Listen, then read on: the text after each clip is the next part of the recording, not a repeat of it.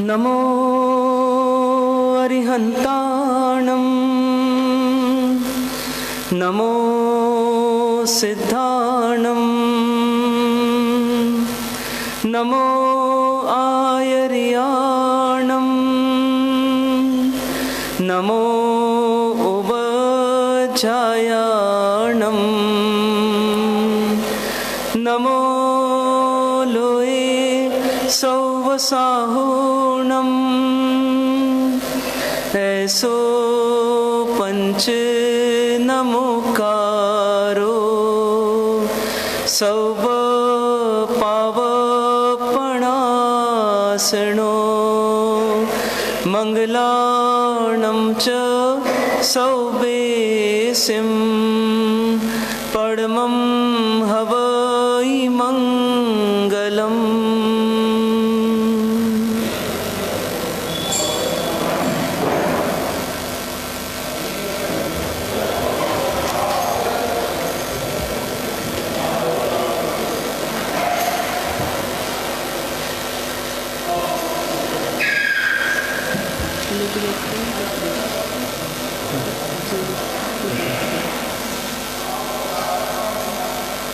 अरिहंतों को नमस्कार, सिद्धों को नमस्कार, आचार्यों को नमस्कार, उपाध्यायों को नमस्कार, जग में जितने साधु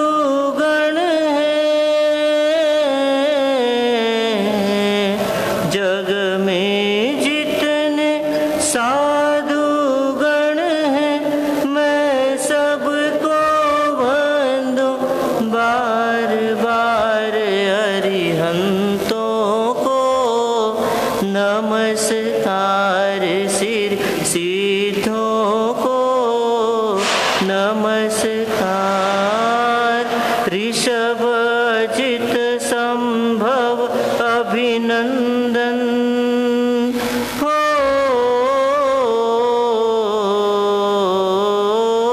ऋषभजित संभव अभिनंदन, सुमति पद्म सुपार्श्वजिन राय, सुमति पद्म सुजिन राय, चंद्र पुष्प शीतल से आसनमि, वासु पूज्य पूजित सुर राय, वासु पूज्य पूजित सुर राय, विमल अनंत धर्म जस उज्ज्वल,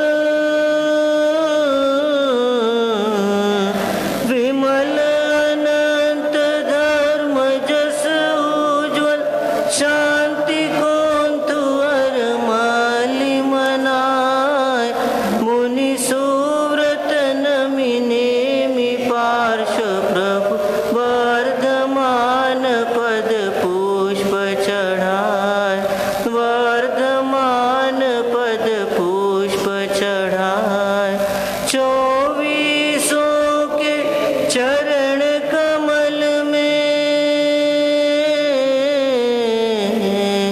चौबीसों के चरण कमल में मेरा वंदन बार बार, अरिहंतों नमस्कार, सिद्धों को नमस्कार, जिसने राग द्वेष कामादि हो, जिसने राग द्वेष कामादिक जीते सब जग जान लिया, जीते सब जग जान लिया, सब जी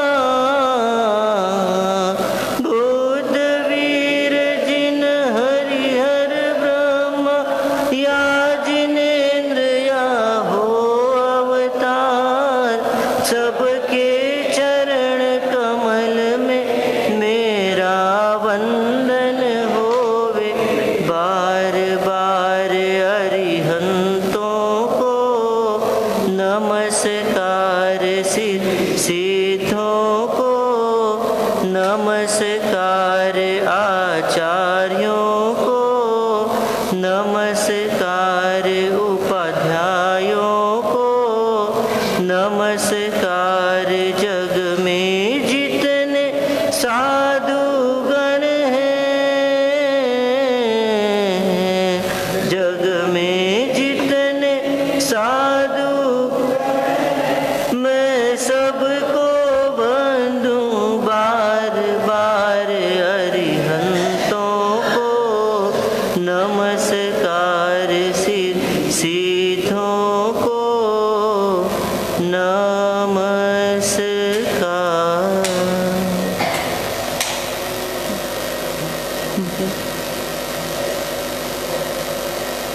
ओम नमो भगवते श्री पार्श्वनाथाय, ओम नमो भगवते श्री पार्श्वनाथाय, ओम नमो भगवते श्री पार्श्वनाथाय, ओम नमो भगवते श्री पार्श्वनाथाय।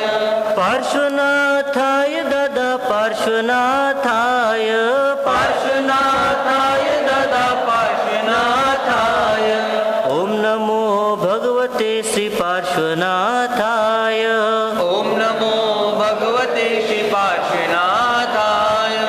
वामादेवी नंदन पार्श्वनाथाय, वामदेवी नंदन पार्श्वनाथाय। अश्वसेन नंदन पार्श्वनाथाय, अश्वसेन नंदन पार्श्वनाथाय। पार्श्वनाथाय दादा पार्श्वनाथाय, पार्श्वनाथाय दादा पार्श्वनाथाय। पार्श्वनाथाय नमो पार्श्वनाथाय, पार्श्वनाथाय नमो पार्श्वनाथाय। ओम नमो भगवते श्री पार्श्वनाथाय, ओम नमो भगवते श्री पार्श्वनाथाय। पार्श्वनाथाय नमो पार्श्वनाथाय, पार्श्वनाथाय नमो पार्श्वनाथाय। ओम नमो भगवते श्री पार्श्वनाथाय, ओम नमो भगवते श्री पार्श्वनाथाय। काशी नरेश प्रभु पार्श्वनाथाय, काशी नरेश प्रभु पार्श्वनाथाय। प्रभावती प्राणेश पार्श्वनाथाय, प्रभावती प्राणेश पार्श्वनाथाय। पार्श्वनाथाय नमो पार्श्वनाथाय, पार्श्वनाथाय नमो पार्श्वनाथाय। ओम नमो भगवते श्री पार्श्वनाथाय, ओम नमो भगवते श्री पार्श्वनाथाय। पार्श्वनाथाय नमो पार्श्वनाथाय, पार्श्वनाथाय नमो पार्श्वनाथाय। धर्मेन्द्र पूजित पार्श्वनाथाय, धरणेन्द्र पूजित पार्श्वनाथाय। पद्मावती पूजित पार्श्वनाथाय, पद्मावती पूजित पार्श्वनाथाय। ओम नमो भगवते श्री पार्श्वनाथाय, ओम नमो भगवते श्री पार्श्वनाथाय। भवदुख भंजन पार्श्वनाथाय, भवदुख भंजन पार्श्वनाथाय, शिव सुख रंजन पार्श्वनाथाय, शिव सुख रंजन पार्श्वनाथाय। पार्श्वनाथाय नमो पार्श्वनाथाय, पार्श्वनाथाय नमो पार्श्वनाथाय। ओम नमो भगवते श्री पार्श्वनाथाय, ओम नमो भगवते श्री पार्श्वनाथाय। शरणागत वत्सल पार्श्वनाथाय, शरणागत वत्सल पार्श्वनाथाय। पतित पावन पार्श्वनाथाय, पतित पावन पार्श्वनाथाय। ओम नमो भगवते श्री पार्श्वनाथाय, ओम नमो भगवते श्री पार्श्वनाथाय। ओम नमो भगवते श्री पार्श्वनाथाय, ओम नमो भगवते श्री पार्श्वनाथाय। धीर गंभीर प्रभु पार्श्वनाथाय, वीर गंभीर प्रभु पार्श्वनाथाय। समताना सागर पार्श्वनाथाय, समताना सागर पार्श्वनाथाय। ओम नमो भगवते श्री पार्श्वनाथाय, ओम नमो भगवते श्री पार्श्वनाथाय। संकट चूर पूरण पार्श्वनाथाय संकट चूरण पार्श्वनाथाय वांछित पूरण पार्श्वनाथाय वांछित पूरण पार्श्वनाथाय ओम नमो भगवते श्री पार्श्वनाथाय ओम नमो भगवते श्री पार्श्वनाथाय पार्श्वनाथाय नमो पार्श्वनाथाय पार्श्वनाथाय नमो पार्श्वनाथाय ओम नमो भगवते श्री पार्श्वनाथाय।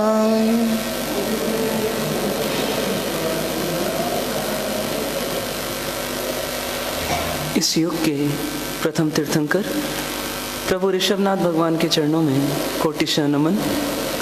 परंपरा से हुए सभी अरिहंत परमात्माओं के चरणों में कोटिशः नमन। अनंत अनंत सिद्ध आत्माओं को नमन।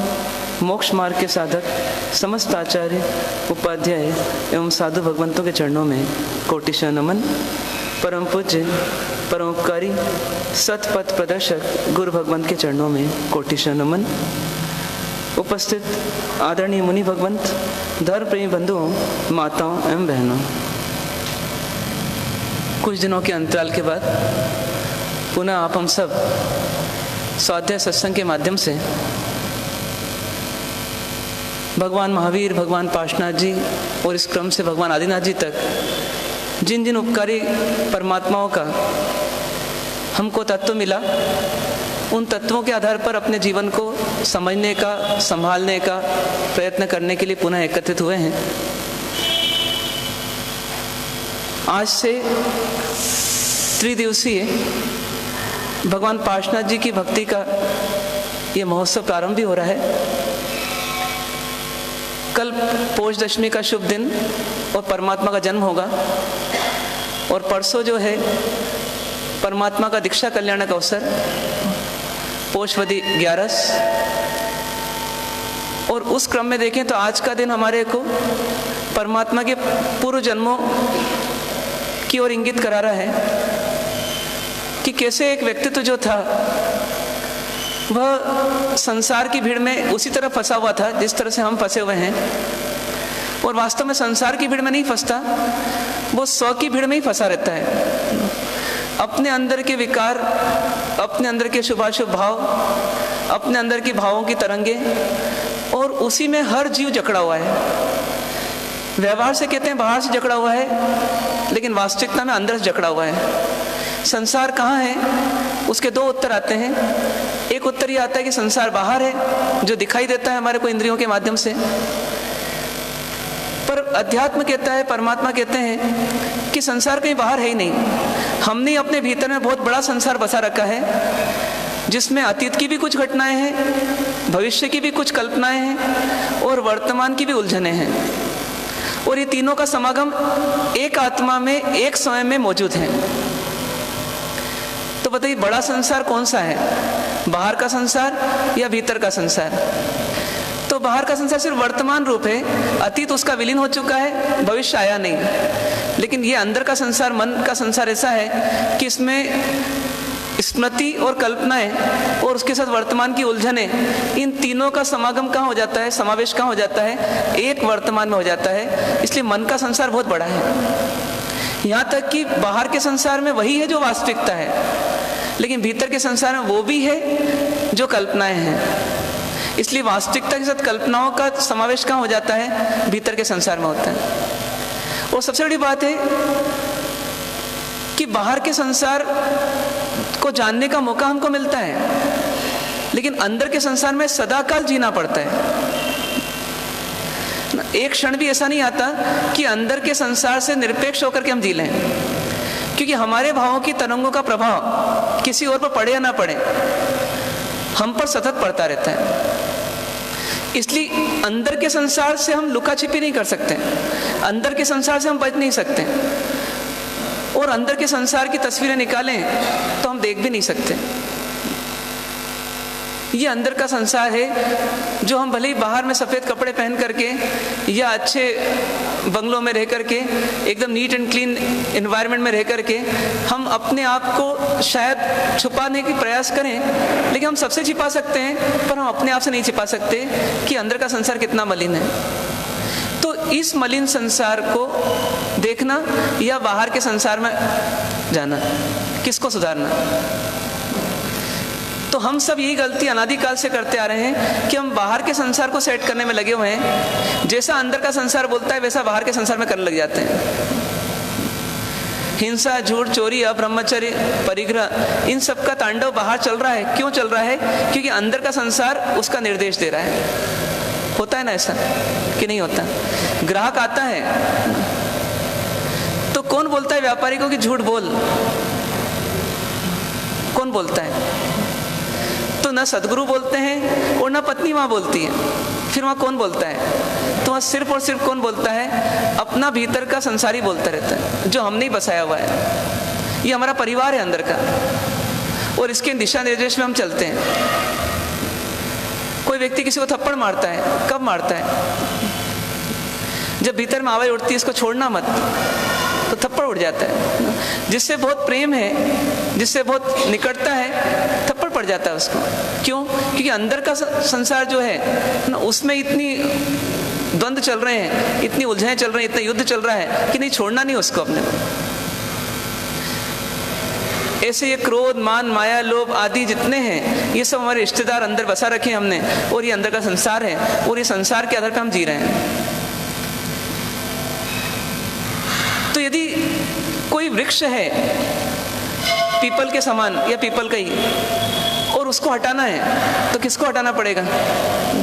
उसके पत्ते को या फल को या डाली को या तने को, जड़ को। तो ये जड़ को जब तक नहीं हटाएंगे तब तक पीपल का पेड़ नहीं हट सकता, जो कि सिर्फ थोड़ा सा छोटा सा है।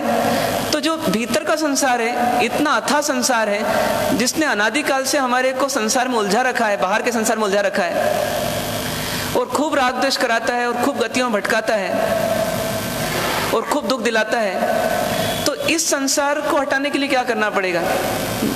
तो इस संसार को भी हटाने के लिए मूल से भूल को सुधारना पड़ेगा। हम ऊपरी ऊपरी सुधार करते रहें तो काम नहीं होगा। तो उसके लिए हमारे पास आदर्श के रूप में कौन है? तो भगवान पार्श्वनाथ जी हैं, जो हमें क्या बता रहे हैं कि कभी वो उनको भाई से उलझना पड़ा, और कभी उनको सर्प से उलझना पड़ा, और कभी उनको भील से उलझना पड़ा। 9 भाव की गाथा देखें यदि, तो 9 भाव तक उनको उलझते रहना पड़ा। लेकिन उलझते उलझते भी क्या कर लिया उन्होंने? उन्हें अपने जीवन को सुलझा लिया, और इसीलिए परम आदर्श हो गए, परम आराध्य हो गए। तो एक चिंतन करना है हमारे को कि जैसे उन्होंने अपने उलझनों को निकाल दिया 9 भाव के अंदर, तो हम भी तो निकाल सकते हैं, हम भी तो कर सकते हैं। क्या करना पड़ेगा उसके लिए? तो उनके बताए हुए पद चिन्हों पर चलना पड़ेगा, उनके पद चिन्हों पर हमको चलना पड़ेगा, और कोई रास्ता नहीं है। यदि शॉर्टकट होता, कोई ताबीज पहनने से काम हो जाता, कोई रक्षा पोटली से काम हो जाता, कोई और किसी चीज से काम हो जाता, तो भगवान पार्श्वनाथ जी या भगवान महावीर स्वामी या भगवान आदिनाथ जी को क्यों ऐसा करना पड़ता? लेकिन इसका कोई शॉर्टकट नहीं है, और उनके पद चिन्हों पर चलना, इसी का नाम धर्म है। उनके पद चिन्हों पर चलना, इसी का नाम धर्म है। तो 2 चीजों का आज समावेश करना है अपने को। एक, भगवान पार्श्वनाथ जी को आदर्श के रूप में देखना, और दूसरा जो 12 भावनाओं के अंतर्गत अंतिम भावना का हम चिंतन करने वाले थे, नहीं कर पाए किसी कारणवश, तो पुनः आज उसका भी चिंतन करना है। और अंतिम भावना का नाम है धर्म भावना। अंतिम भावना का नाम है धर्म भावना। यानी भगवान पार्श्वनाथ जी की आराधना करना मतलब क्या? तो धर्म से हमको भावित करना अपने आप को, अपने भीतर में हम धर्म को रमा लें। जैसे दूध फीका है, वो बच्चे को मीठा दूध चाहिए, तो माँ सिर्फ इतना नहीं करती है, बेगानी नहीं डालती कि बस 2 चम्मच निकाली चीनी और डाल दी। क्या करती है? डालती भी है, उसको पता रहता है इसके बिना मीठा होगा नहीं, लेकिन सिर्फ इससे ही मीठा नहीं होगा, इसलिए क्या करती है? उसको घोलती है। तो यही चीज यहाँ पर है कि धर्म को सुनना या धर्म को पाना, वो तो शब्दों से मिल सकता है, लेकिन बाद में इसे क्या करना पड़ेगा? इसे घोलना पड़ेगा। कहाँ घोलना पड़ेगा? भीतर में घोलना पड़ेगा। अंदर के संसार को निकालना है, अंदर के संसार को खत्म करना है, अंदर के संसार के दुख से मुक्त होना है, तो क्या करना पड़ेगा? तो परमात्मा के द्वारा बताई हुई चीनी को, मतलब ज्ञान को, धर्म को हमें अपने जीवन में आत्मसात करना पड़ेगा। और हमारे आत्मा के प्रदेश प्रदेश में, मतलब आत्मा के रग रग में क्या करना पड़ेगा? उसे घोलना पड़ेगा। यानी दो दृष्टियां हैं धर्म को लेकर के। मेरा धर्म कौन सा? तो जैन धर्म। मेरा धर्म जैन धर्म। जैन धर्म कहाँ मिलता है? तो मंदिर में मिलता है, उपासना में मिलता है, स्थानक में मिलता है, पुस्तकों में मिलता है। ये धर्म को देखने का एक दृष्टिकोण है। लेकिन धर्म को देखने का दूसरा दृष्टिकोण क्या है? कि मैं स्वयं धर्ममय हूं, मैं स्वयं धर्ममय हूं। ऐसे दो दृष्टिकोण है धर्म को लेकर के। जब तक मेरा धर्म जैन धर्म है, तब तक धर्म से दूरी है हमारी। जैसे मेरा मकान वहां है, तो मकान वहां है, तो मैं अलग हूं, मकान अलग है।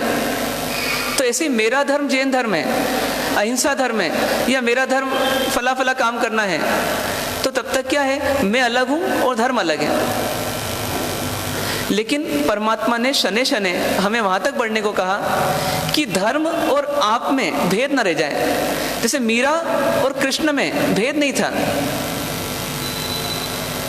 गौतम स्वामी और भगवान महावीर स्वामी में भेद नहीं था, चंदना और भगवान महावीर में भेद नहीं था, दोनों एक में हो गए मानो।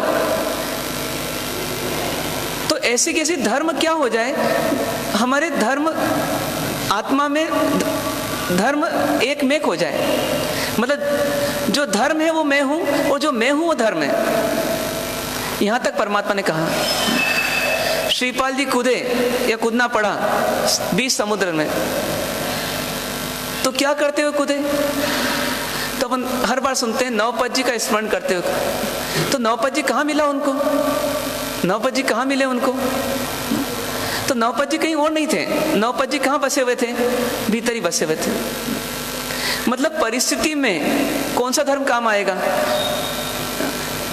न मंदिर वाला धर्म काम आएगा, न प्रवचन वाला धर्म काम आएगा। वो उस समय कौन सा धर्म काम आएगा? जो धर्म हमारे अंदर आत्मसात हो चुका है, जो जीवन हमारा धर्ममय बन चुका है, बस वही जीवन जो है वो उस समस्या का समाधान निकालेगा। तो इसलिए धर्म की कई परिभाषाएं बनी, लेकिन परमात्मा ने क्या बोला? इनको अनेकांत से समझो, एकांत से मत समझना। तो उसी चीज को यदि अपन शॉर्ट में समझें कि धर्म क्या है, आज तक आपने कई बार सुना होगा। तो धर्म क्या है? कोई बता सकते हैं आप? ना, जो आप जानते हैं उन्हीं को सबको संग्रह करना है, अपने को संकलन करना है। धर्म क्या है? स्वयं को जानने का माध्यम और सुखी होने का मार्ग, और वस्तु का स्वभाव धर्म है, और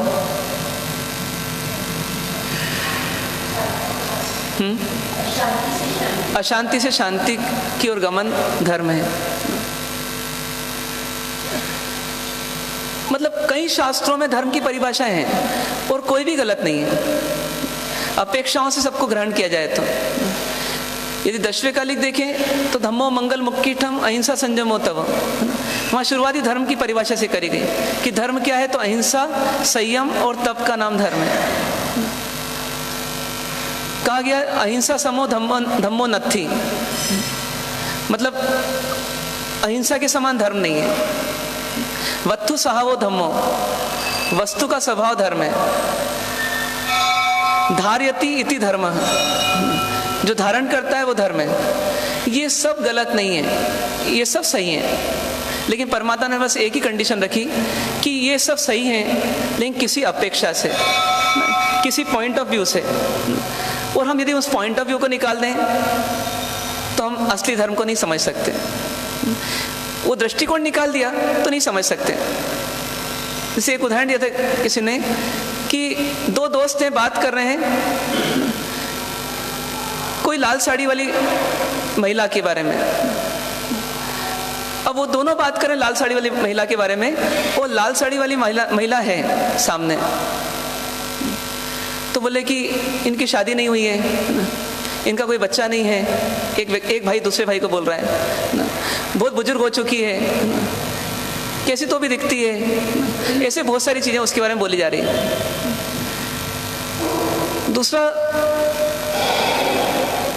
सोच रहा है, कुछ अलग सोच रहा है। वो क्या बोल रहा है ना, ये युवा है, इसका एक बच्चा है, इसकी अभी भी शादी हुई है, ये एजुकेटेड है। अब दोनों सोच रहे हैं और दोनों सामने देख रहे हैं, तो दोनों के उत्तर सही है कि गलत है? ये दोनों में से किसका उत्तर सही होगा बताइए, कैसे तय करेंगे? तो जब दोनों ने अपना मिलान किया तो पता पड़ा कि एक देख रहा था लाल साड़ी वाली बहन को, लेकिन वो इधर थी, और दूसरी लाल साड़ी वाली बहन इधर थी, और दोनों सामने देख रहे थे और दोनों सही बोल रहे थे। तो फिर दोनों का समन्वय कैसे होगा कि राइट की अपेक्षा से बिल्कुल सही है तुम और लेफ्ट की अपेक्षा से मैं सही हूं? तो क्या हो जाएगा? समन्वय हो जाएगा।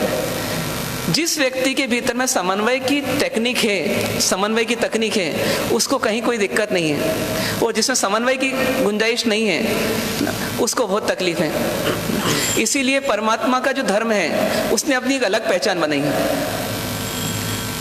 क्या पहचान बनी कि ये धर्म कैसा है? ये अनेकांतवादी धर्म है, अनेकांतवाद पर आधारित धर्म है। यहाँ कोई भी बात किसी अपेक्षा से कही गई है और उस अपेक्षा से वो बात सत्य है, लेकिन दूसरी अपेक्षा से वो बात असत्य भी है। एक बहन से पति ने पूछा कि चीनी है? उसने कहा हाँ है। उसने कहा है। वो बाहर निकला और उसने योग सहयोग से राशन की दुकान के पास पहुंचा और वहां पर कुछ और खरीदने के लिए गया था, और वहां पर कोई व्यक्ति बोला कि भैया 2 किलो चीनी दे दो। तो उसने कहा मेरी पत्नी ने तो कहा चीनी है, तो फिर चीनी क्यों मांग रहा है? तो उसका उत्तर क्या आया कि पत्नी ने अपने घर की अपेक्षा से कहा था कि चीनी है, लेकिन दुनिया के हर घर की अपेक्षा से नहीं कहा था कि चीनी है। तो कोई बात किसी अपेक्षा से सत्य है, लेकिन किसी और अपेक्षा से वो बात क्या हो जाती है? असत्य हो जाती है। जब कहा जाता है कि अपन भगवान आत्मा है, तो भगवान आत्मा है अवस्था की दृष्टि से नहीं है। वर्तमान अवस्था में तो हम बहुत मलिन हैं, बहुत मैले हैं, बहुत विकृत हैं, विकारी हैं, लेकिन जब कहा जाता है कि हमारी योग्यता कैसी है, तो जैसी भगवान की स्थिति है, भगवान जिस योग्यता से भगवान बने हैं, तो ऐसी वो योग्यता हमारे भीतर भी है। इसलिए हम कौन हैं? हम भगवान आत्मा हैं। तो ये समझने की दृष्टि जिसकी होगी वो जैन, जिसमें दृष्टि नहीं हो वो भी जैन नहीं। क्यों नहीं जैन है? क्योंकि भगवान का जो मार्ग है वो अनेकांतवाद पर आधारित है, और वो इसके बिना समझ में नहीं आता। तो इसलिए धर्म की जब परिभाषाओं की बात आएगी तो हर शास्त्र में धर्म की परिभाषा मिलेगी, क्योंकि धर्म के अलावा शास्त्र में कोई बात नहीं कही गई है, लेकिन उसको समझना पड़ेगा हमें किस दृष्टिकोण से? अनेकांतवाद से। अनेकांतवाद मतलब क्या? कि अनेक है अंत जिसके, अनेक है अंत जिसके, अंत कहते हैं धर्म को, अनेक अंत कहते हैं सिद्धांत को। तो जिसके अनेक पहलू हैं, जिसके अनेक धर्म हैं, गुण धर्म हैं, उसकी बात की जा रही है, तब उसका नाम क्या हो जाता है? अनेकांतवाद। तो भगवान महावीर का धर्म जिससे हमको अपने आप को भावित करना ना, उसको समझना है तो सबसे पहले चश्मा चाहिए या नहीं चाहिए? और चश्मा दूर का भी चाहिए, पास का भी चाहिए, मतलब जैसा प्रसंग हो वैसा देख सके हम। अब इसी दृष्टिकोण देखें हम धर्म को। तो धर्म क्या है? तो सबसे पहले धर्म जो धारण किया जाता है या धारण करता है वो धर्म। सबसे पहली परिभाषा बिल्कुल सामान्य, माँ की तरह जो हम जैसे बच्चों को धारण कर लेता है, गिरने से बचा लेता है, दुर्गति में जाने से बचा लेता है, उसका नाम क्या? उसका नाम धर्म। मतलब जैसा प्रेम माँ के प्रति आता है उससे कई गुना अधिक किसके प्रति आना चाहिए? धर्म के प्रति आना चाहिए। क्यों? क्योंकि माँ इस जीवन का सहारा बन सकती है अधिक से अधिक, लेकिन धर्म तो इस आत्मा के लिए अनंत काल तक सहारा ही है। जो व्यक्ति अपने अस्तित्व को आत्मा के रूप में माने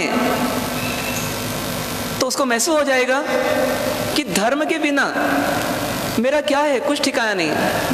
इस 84 लाख योनि में, इस 4 गति में भटकती हुई आत्मा को बचाने वाला कौन? एकमात्र धर्म। और ये धर्म छोड़ दिया हमने, मतलब अपनी माँ को छोड़ दिया हमने, और माँ को छोड़ दिया तो हमारा लालन पालन कौन करेगा, हमारी सुरक्षा कौन करेगा? इसलिए बोला कि धर्म क्या है, तो जो धारण करता है माँ के समान अपने आंचल में, मतलब हमें संभाल लेता है, गिरने से बचा लेता है। और धर्म क्या है? धर्म यानी कर्तव्य, ड्यूटी। इसी के आधार पर 2 प्रकार के धर्म बन गए, एक लौकिक और एक लोकोत्तर। लौकिक धर्म लौकिक कर्तव्य, लोकोत्तर धर्म लोकोत्तर कर्तव्य। यदि एक पति जो है वो परिवार को संभाल रहा है, घर का मुखिया परिवार को संभाल रहा है, तो धर्म है। लेकिन कौन सा धर्म है? लौकिक धर्म है, सांसारिक धर्म है। और यदि एक व्यक्ति अपने आत्म कल्याण के लिए सामयिक कर रहा है तो वो भी धर्म है, वो भी कर्तव्य है। लेकिन वो कर्तव्य कौन सा है? लोकोत्तर कर्तव्य, लोकोत्तर धर्म है। तो इसलिए धर्म को कर्तव्य से देखा गया तो 2 पार्ट किए गए, लौकिक और लोकोत्तर। और आगे बढ़े यदि हम, तो धर्म यानी क्या? तो जैसे ही बताया, अहिंसा, संयम और तप जहां आ जाता है उसका नाम धर्म। दूसरे के अधिकार क्षेत्र में नहीं जाना, ये बन जाएगी अहिंसा। अपने सीमा में रहना, ये बन जाएगा संयम। और अपनी सीमा को अपनी साधना करके और घटाना, उसका नाम क्या बन जाएगा? तप। तो अहिंसा, संयम और तप, ये धर्म का नाम है, ये धर्म है। और धर्म में आगे बढ़े तो दान, शील, तप और भाव, ये 4 का सम्मिश्रण, ये 4 का समावेश धर्म है। जिस व्यक्ति के जीवन में दान है, शील मतलब संयम है, मतलब अपनी सीमा में, अपनी मर्यादा में जीना आता है जिसको, तप है और साथ में भाव अच्छे हैं, उसके जीवन में क्या है? तो धर्म है। जहां अहिंसा, सत्य, अचौर्य, ब्रह्मचर्य, परिग्रह, अपरिग्रह का पालन है, वहां पर धर्म है। जहां षटकाय जीवों की रक्षा है, षटकाय जीव मतलब पृथ्वी का है, अप का है, तेव का है, वायु का है, वनस्पति का है और त्रस का है। जहां इन 6 प्रकार के जीवों की रक्षा है, उसका नाम क्या है? उसका नाम धर्म है। जहां 7 तत्वों का चिंतन है, मनन है, आराधना है, वहां उसका नाम है धर्म। जहां 8 कर्मों पर विजय प्राप्त करने का पुरुषार्थ है, वहां पर क्या है? धर्म है। जहां ब्रह्मचर्य की 9 गुप्तियों का पालन है, वहां क्या है? वहां धर्म है। जहां क्षमा, मृदुता, सरलता, निर्लोभता, सत्य, संयम, तप, आकिंचन, ब्रह्मचर्य, ऐसे 10 प्रकार के यति धर्म बोलते हैं, जहां पर पलते हैं उसका नाम क्या है? धर्म है। धर्म की कई परिभाषाएं आ जाती हैं। अब इनमें सत्य कौन सी? तो उत्तर क्या आएगा? ये सब सत्य हैं। प्रसंग अनुसार सत्यता की परिभाषा बदलती गई, लेकिन आपस में इनका समन्वय है। ये धर्म है। इन सब धर्म का निचोड़ क्या है देखा जाए तो व्यक्ति का ज्ञान सही हो, व्यक्ति का दर्शन सही हो, व्यक्ति का चारित्र सही हो। व्यक्ति का ज्ञान सही हो, दर्शन सही हो, चारित्र सही हो, मतलब उसका जानना सही हो, उसका मानना सही हो और उसका जीना सही हो। इसी को क्या बोलते हैं? सम्यक दर्शन, सम्यक ज्ञान, सम्यक चारित्र, तीनों मिलकर क्या है? तो धर्म है। क्योंकि आप कोई सी परिभाषा देखिए, कभी आचरण की बात होगी, कभी ज्ञान की बात होगी, कभी दर्शन की बात होगी, कभी तीनों की बात होगी। कुल मिलाकर के सही जानो, सही मानो और सही जियो, उसका नाम क्या बन जाएगा? धर्म बन जाएगा। फिर कभी धर्म की एक परिभाषा और आती है कि साधन धर्म और साध्य धर्म, साधन धर्म और साध्य धर्म, हमको कभी कभी कंफ्यूजन हो जाता है कि नहीं पूजा प्रतिक्रमण सामयिक धर्म है, फिर कभी कभी कुछ भावनात्मक बात चलती है तो कहा जाता है कि नहीं आत्मा में रहना, अपने भावों को निर्मल करना, इसका नाम धर्म है। तो इसमें भी समन्वय किया ज्ञानियों ने कि पूजा प्रतिक्रमण सामयिक आदि क्या है, साधन धर्म है, और उनके माध्यम से भावों को निर्मल कर लेना, आत्मा को निर्मल कर लेना, राग द्वेष को हटा देना, उसका नाम क्या है, साध्य धर्म है। मोह को जीत लेना, उसका नाम साध्य धर्म है। तो यहां भी समन्वय हो गया। लेकिन चश्मा कैसा चाहिए, अनेकांत का चाहिए। परिभाषाएं कई मिलेगी, लेकिन हमें पता होना चाहिए किस समय कौन से चश्मे से देखना परिभाषा को, तो हम सही धर्म तक पहुंचेंगे, और नहीं तो क्या होगा, हम अटक जाएंगे। एक व्यक्ति ने किसी स्थान पर जाकर के आराधना की और वो मुक्त हो गए। वो स्थान हमारे पूर्वजों ने पूज्य माना, पवित्र माना। फिर हमारी परंपरा चली, हमने उस परंपरा के अनुसार उस स्थान पर जाकर के आराधना करना शुरू की हमारे पूर्वजों ने। पर उनका लक्ष्य क्या था, उनका लक्ष्य था कि वो स्थान महत्वपूर्ण नहीं है, उस स्थान पर जाकर के अपने आप को भावित करना और अपनी आत्मा को निर्मल करना वहां जाकर के। लेकिन हमने गलती क्या कर दी थी कि हमने सोचा वो स्पष्ट ना हो गई हमारी, इसका मतलब हमारा धर्म हो गया। तो इस तरह से फिर कई प्रकार की विडंबनाएं आ गई। ऐसे हर जगह हो गया। कोई सूत्र जो था, उस सूत्र का पाठ करते करते किसी ने अपनी भावों को निर्मल कर लिया, हमने उस सूत्र को पकड़ा और भाव को छोड़ दिया। किसी ने कोई पर्टिकुलर यात्रा की और यात्रा करते करते उसका काम हो गया, हमने भी यात्रा की, लेकिन हमने किसको छोड़ दिया, भाव को छोड़ दिया। किसी ने कोई फेरी दी और फेरी करते करते काम कर लिया, हमने भी फेरी देना शुरू करी, लेकिन हमने क्या कर लिया, उस फेरी के पीछे छिपे हुए भावों को छोड़ दिया। किसी ने छठ करके शत्रुंजय की यात्रा करी, अपनी आत्मा को निर्मल कर लिया उस उल्लट भावों से, हमने भी करा, लेकिन हमने क्या छोड़ दिया, हमने वो भाव छोड़ दिया जिस भाव से उसने यात्रा की थी, और हमने भी यात्रा कर ली। ऐसा भी इस जगत में खूब हो रहा है, जैन धर्म में भी हो रहा है, जैनेतर धर्म में भी हो रहा है। किसी पेड़ का कोई गुण था, वो पेड़ जो था उस गुण को देखने के लिए पूर्वजों ने एक परंपरा डाली कि इस पेड़ को देखो, इसके गुणों को देखो और उस गुण की पूजा करो। धीरे धीरे क्या हो गया, गुण की पूजा छूट गई और पेड़ की पूजा हो गई। किसी ने सिंबॉलिक तौर पे उपमा दी कि वे नदी में नहाओगे निर्मल हो जाओगे ना, इसलिए नदी में डुबकी लगाओ वो निर्मल हो जाओ।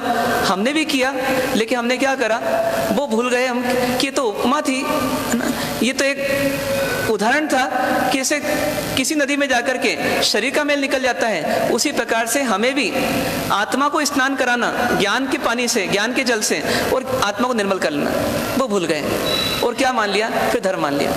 ऐसा धर्म बहुत चला और चल रहा है और चलता रहेगा। लेकिन फिर समझना है कि जहां तक हम पहुंचे वो गलत नहीं है, लेकिन जहां रुके वहां गलती है। तीर्थ यात्रा करना गलत नहीं है, सूत्र का आलंबन लेना गलत नहीं है, मंत्र का आलंबन लेना गलत नहीं है, लेकिन उसके साथ कुछ और छूट रहा है, वो छूट गया तो फिर गलत हो जाता है। मतलब एक व्यक्ति ने चप्पू खूब चलाया, रात भर चलाता रहा, और उसने सोचा कि देखो मतलब यदि 1 मिनट में नाव इतनी पहुंचती है तो रात भर में कितनी नाव पहुंच गई होगी, और सुबह जब उजाला हुआ तो नाव वहीं की वहीं थी। तो कारण क्या था, तो चप्पू जो था वो खूंटी से बंधा हुआ था, मतलब वो नाव जो थी खूंटी से बंधी हुई थी, तो चप्पू चलता गया और नाव वहीं की वहीं रह गई। तो इस तथ्य को, इस उदाहरण को अपने जीवन में देखना अपने को, कि मैं कहीं गलती तो नहीं कर रहा हूं, इसलिए मैं सही धर्म तक पहुंच जाऊं। ऐसा ना हो जाए कि मैं धर्म करूं, पुरुषार्थ करूं, लेकिन सही धर्म तक नहीं पहुंचूं। क्या करना पड़ेगा उसके लिए, उसके लिए कुछ नियम निश्चित करना पड़ेंगे अपने मन को सुझाने के लिए कि जो धर्म है वो कोई कोरम पूरा करना नहीं है, कोई एक काम पूरा कर लेना धर्म नहीं है। ज्ञानियों ने क्या बोला कि जो कार्य करने से आपके राग द्वेष मिटे उसको मान लो कि ये धर्म है। जिस मार्ग से मिटे वो मार्ग क्या है? वो धर्म है, वो मार्ग धर्म है। और यदि आपका राग द्वेष नहीं मिट रहा है तो आपको प्रयास करना है, आपको इंट्रोस्पेक्शन करना है कि आखिर कहाँ अपनी गलती हो रही है, कहाँ चूक हो रही है, और उसको अपने सुधारना है। इसलिए धर्म की एक अंतिम परिभाषा क्या बनी कि समता ही धर्म है। यदि आपके भीतर में भावों की निर्मलता बढ़ी, समता तक पहुंचे, तो आप समझिए क्या, कहाँ तक पहुंचे आप धर्म तक पहुंचे। और नहीं तो फिर कहीं गड़बड़ हो रही है। इसलिए बोला समत्व भाव ही धर्म है, समता भाव ही धर्म है। अब देखिए अपने भीतर में अपन झांक कर देखें कि ये समता भाव जो धर्म है ये क्या देता है, आखिर ये क्या देता है? तो ये परिस्थितियों में शांत रह करके जीने की कला देता है। समता भाव क्या चीज है? तो हर परिस्थिति में मैं शांत रह करके जी सकूं, उसका नाम समता है और उसका नाम धर्म है। इसका मतलब धर्म हमें कहां पहुंचा रहा है? तो धर्म हमें शांत जीवन जीने की कला सिखा रहा है, सुखी जीवन जीने की कला सिखा रहा है। क्योंकि ज्ञानी क्या कहते हैं कि जब भी हमें अशांति होती है तो उस अशांति का मूल कारण यदि कहीं पकड़े तो कहीं बाहर नहीं है, मूल कारण कहां पर है? तो भीतर ही है। इसीलिए जो पूर्व में बात की अपन ने कि संसार दो है, एक बाहर का है, एक अंदर का है। उथल पुथल दो जगह होती है, एक बाहर में होती है, एक अंदर में होती है। लड़ाई झगड़े क्लेश कलह दो जगह होते हैं, एक बाहर के संसार में, एक अंदर के संसार में। हमें दुखी कौन करता है? हमें बाहर का संसार दुखी नहीं करता, हमें अंदर का संसार दुखी करता है, हमें अंदर का संसार दुखी करता है। इसीलिए ज्ञानी ने बोला कि समता के माध्यम से इस अंदर के संसार को जो विकार है उनसे मुक्त करो और अपने आप को, अपने अंदर के संसार को सुखी करो। उस समता तक पहुंचने के लिए सत्य को जानो, सत्य को मानो और सत्य में जियो। अपने भ्रम को निकाल के जियो, वास्तविकता में जियो। क्योंकि आपके पास हमेशा उलझने रहेगी।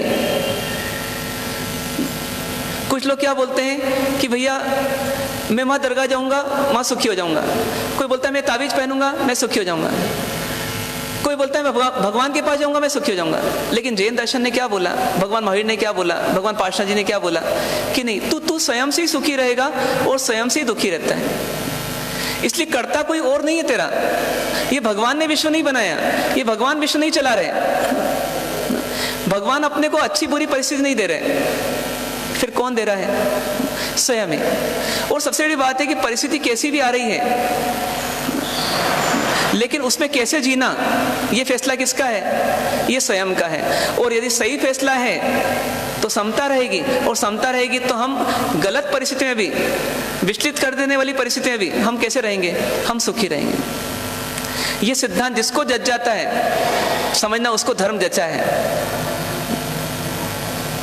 और जिसके भीतर में अंधविश्वास चल रहे हैं तो व्यक्ति क्या करता है? वो धर्म तो नहीं कर पाता, वास्तविक धर्म नहीं कर पाता, और जो धर्म की उलझन है उसमें उलझ जाता है। जो सुलझने का मार्ग है उसमें हम क्या करते हैं? अपने आप को उलझा देते हैं। कोई क्रिया गलत नहीं है, मंदिर दर्शन गलत नहीं है, पूजा पाठ गलत नहीं है, मंत्रोच्चार गलत नहीं है, तीर्थ यात्रा गलत नहीं है, माता पिता की सेवा करना गलत नहीं है, भिखारी को कुछ दान देना गलत नहीं है, सुबह उठ करके नौकार गिनना गलत नहीं है,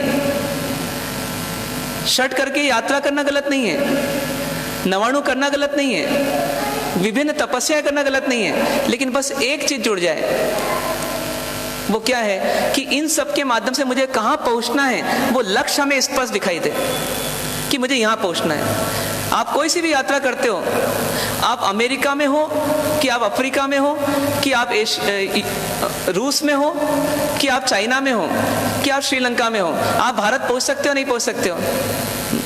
पहुंचेंगे किससे? फ्लाइट से ही पहुंचेंगे, फ्लाइट से ही पहुंचेंगे। लेकिन बस एक चीज आपके पास होनी चाहिए, और वो ये है कि आपका लक्ष्य आपको स्पष्ट दिखना चाहिए कि मुझे इंडिया पहुंचना है। तो कोई नहीं रोक सकता आपको। संसार में ये भूल अपन कभी नहीं करते हैं। ये बहुत हास्यास्पद स्थिति होगी कि कोई व्यक्ति ट्रेन में बैठ जाए और फिर सोचे कि मुझे कहाँ जाना है, और जाना भी है कि नहीं जाना है। ये कभी स्थिति नहीं होगी, क्योंकि वहाँ हमको मजाक लगता है। क्योंकि संसार में कोई काम आप बिना लक्ष्य के नहीं करते सामान्यतः। कहते हैं कि प्रयोजनम बिना मंदो अपि न प्रवर्तते, मतलब बिना लक्ष्य के तो एक पागल भी अपने घर से नहीं निकलता। भले उसका लक्ष्य गलत है कि सही, वो बात की बात है, लेकिन उसे पता होता है मुझे इस चौराहे पर जाना है और इस होटल में बैठना है। उसका भी लक्ष्य रहता है क्लियर। तो संसार में बिना लक्ष्य कोई काम नहीं होता। और धर्म में लक्ष्य सहित काम करने वाले कितने हैं, जिनका लक्ष्य जागृत हो। मुझे क्यों करना धर्म? अरे धर्म तो सुख की दवाई है ना। तो ये धर्म कर रहे हैं तो जीवन में क्या बढ़ना चाहिए? सुख बढ़ना चाहिए, शांति बढ़ना चाहिए। और सुख शांति बढ़ाने के लिए धर्म ने शर्त रखी है कि परिस्थितियों को नहीं बदलना। किसको बदलना? स्वयं को बदलना। इसका मतलब परिस्थितियों में दोषारोपण नहीं करना, प्राप्त परिस्थिति में मुझे ही सही देखना, सही समझना और सही जीना। तो मैं कैसा जी लूंगा? मैं सुख शांति आनंद से जी लूंगा। भगवान पार्श्वनाथ जी को ये समझ में आ गया, तो क्या किया उन्होंने? यदि अपन उनके जीवन को देखें, कमठ मिला उनको पहले भाव में, तो क्या किया उन्होंने? क्या किया? शुरुआत में थोड़ी सी गलती हुई, कमठ को सुधारने के लिए कुछ प्रयास किया, पर वो भी बहुत ज्यादा नहीं था। जब समझ में आ गया कि इसको मिल गई जो सजा मिलनी थी, देश निकालना मिलना था, मिल गया, वापस उसके बाद खुद चल के गए। क्यों गए? कि क्रोध को उन्होंने भर के नहीं रखा अपने अंदर, अहंकार को भर के नहीं रखा अपने अंदर। समझ में आ गया कि जो मिलनी थी सजा मिल गई, अब तो मेरा भाई सुधर गया होगा, वो धर्म में आ गया होगा, तो चलो अब उसके पास चलते हैं। और उसने क्या उपहार दिया? तो शिला उठा करके फेंक दी, और इतनी बड़ी शिला होगी कि प्राण पखेरु उसी समय उड़ गए, और तड़पते तड़पते वो भाई मर गया, पार्श्वनाथ भगवान मर गए। ये यहां से उनकी शुरुआत हुई 9 भाव की यात्रा की। अगले भाव में उन्होंने क्या किया? जिन धर्म तो पहले भाव में मिला था, दूसरे भाव में मिला, आगे ही मिला, लेकिन बस अंतर इतना रहा कि जिन धर्म को पहले भाव में जितना पाया था, उससे अधिक दूसरे भाव में पाया, उससे अधिक और आगे के भाव में पाया। और धीरे धीरे कहां पहुंच गए कि भील बनकर के कमठ मार रहा है, तीर सह लिया। मुनिराज बिल्कुल शांत हैं, कायोत्सर मुद्रा में। क्या किया? समता भाव की साधना की। कितने भाव तक की? तो 9 भाव तक की। क्या सोच के की? क्या सोच के की होगी? ये सोच के कि ये समता से मेरा धर्म हो जाएगा, धर्म से मुझे पुण्य मिलेगा, और पुण्य से मैं इसको मारने वाला बनूंगा, या पुण्य से ये मुझे मारेगा नहीं आगे, मेरे को तकलीफें नहीं आएगी, इस जन्म में आ गई सो आ गई। कोई लोभ नहीं था, कोई लालच नहीं था, लेकिन सिर्फ एक जागृति थी कि सुख समता में है, सुख राग द्वेष में नहीं है। कभी कभी मान लेते हैं द्वेष में तो सुख नहीं है, लेकिन ज्ञानी तो वहां तक बोलते हैं राग में भी सुख नहीं है। राग में भी दुख है और द्वेष में भी दुख है। सुख किस में है? सुख तो समता में है।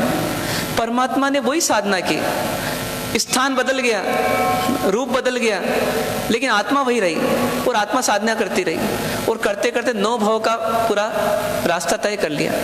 इन 9 भाव में उन्होंने कितनी अपनी पात्रता बनाई होगी, कितनी तैयार की होगी, कि अंतिम भाव में भगवान पार्श्वनाथ जी के समान होकर के, मतलब भगवान पार्श्वनाथ जी बन करके वो उभर गए। मतलब एक लोहा सोना नहीं बना, बल्कि क्या बन गया मानो? तो स्वयं पारस बन गया। और अंतिम भाव में जितना उपसर्ग हुआ वो पराकाष्ठा थी, पर उस पराकाष्ठा में वो विचलित क्यों नहीं हुए? क्योंकि 9 भाव तक उनकी साधना चली। ये साधना की पृष्ठभूमि तैयार नहीं होती तो काम होता क्या? तो हम सोचते हैं कभी कभी मोक्ष तो है नहीं, क्यों पुरुषार्थ करना? ये समता तो बहुत डिफिकल्ट है, ये सामायिक बहुत डिफिकल्ट है, ये तो नहीं हो सकती। ऐसा सोच कर कभी हम बोलते हैं कि भैया जो चल रहा है, इतना चल रहा है, उतना चलने दो। मैं 10 साल से पूजा कर रहा हूँ, 10 साल से पूजा करता रहूंगा, 10 आगे भी करता रहूंगा, और यही मेरा धर्म है। कोई बोलता है मैंने 9 पज्जे की ओली जी कर ली, मेरा धर्म हो गया। कोई बोलता है मैंने चैतन्य कर लिया, मेरा धर्म हो गया। इसको तो इतना भी नहीं आता, मैंने आलू प्याज छोड़ दिए, मेरा धर्म हो गया। मतलब आधे अधूरे को यदि हम पूर्ण मान लेंगे तो हम आगे कैसे बढ़ेंगे? हमारे भीतर में वैसे ही एक अंदर में भाव होना चाहिए जैसा कि व्यापारी को होता है। अपन व्यापार करते हैं तो कैसा भाव से करते हैं? वे कल इतना कमाया उसकी संतुष्टि नहीं है, आज और कमाना है।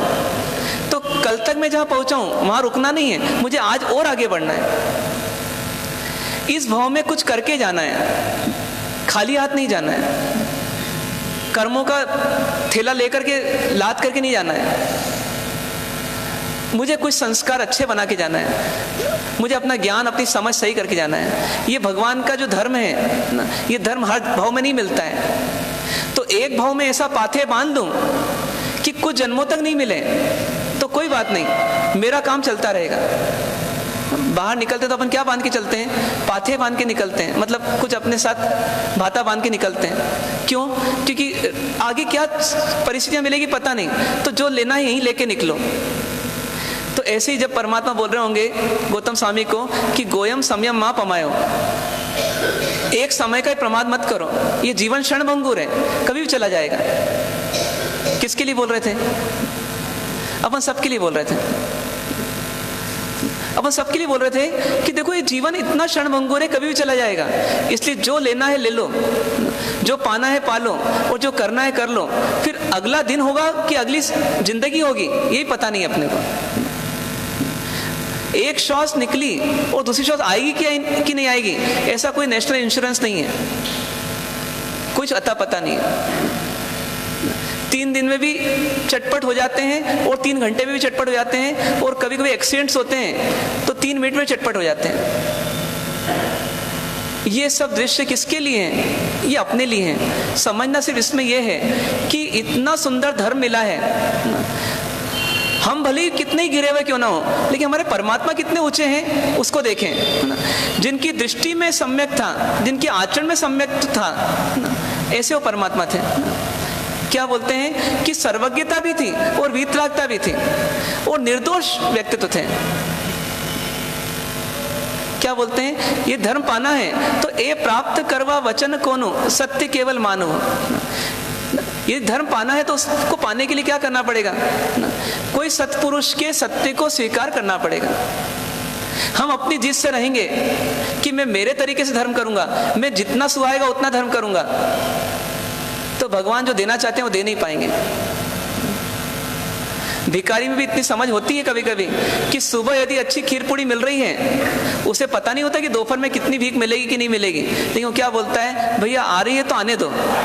क्यों? क्योंकि शाम का पता नहीं क्या होगा।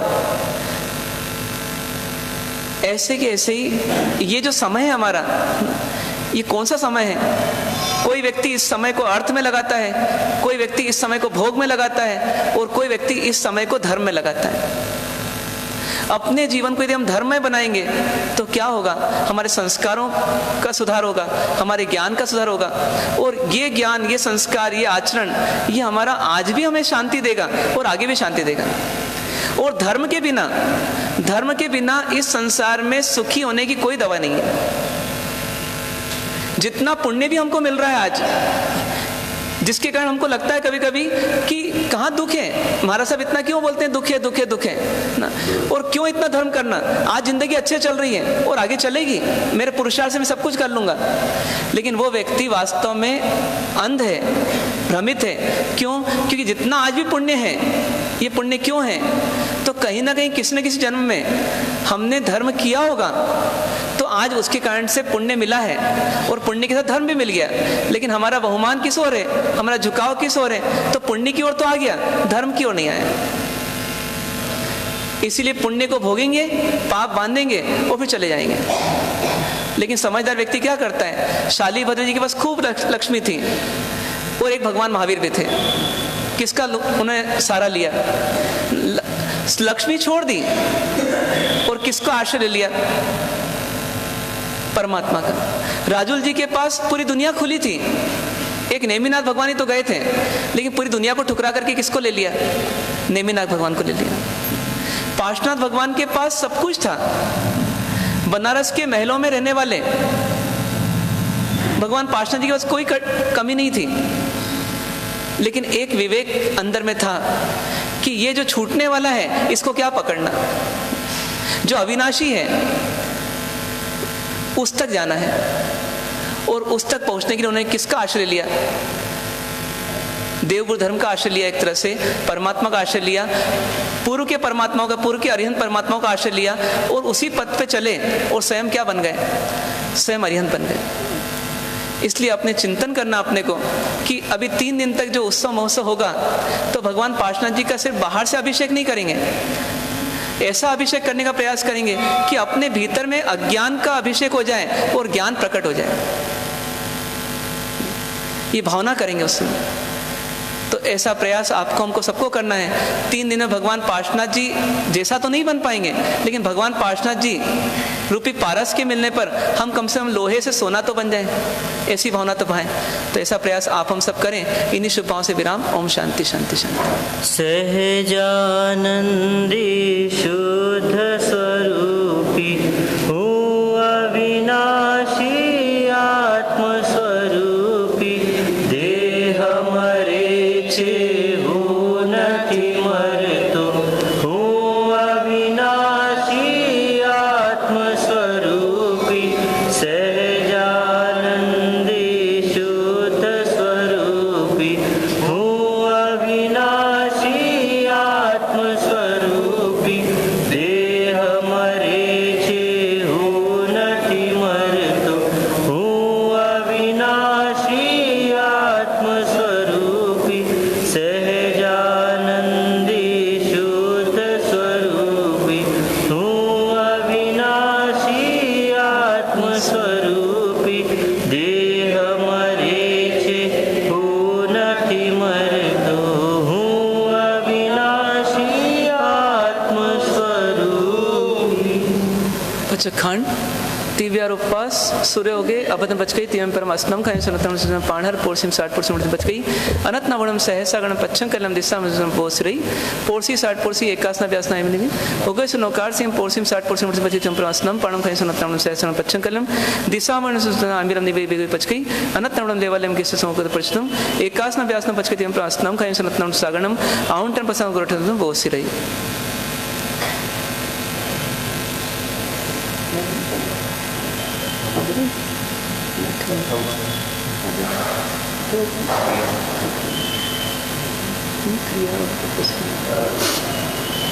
आज से प्रारंभ हुए त्रिदिवसीय पार्श्व प्रभु भक्ति महोत्सव के अंतर्गत जिनको भी उपवास से आराधना करनी है उनका उपवास आज से चालू हो गया होगा और 3 दिन तेला कर सकते हैं।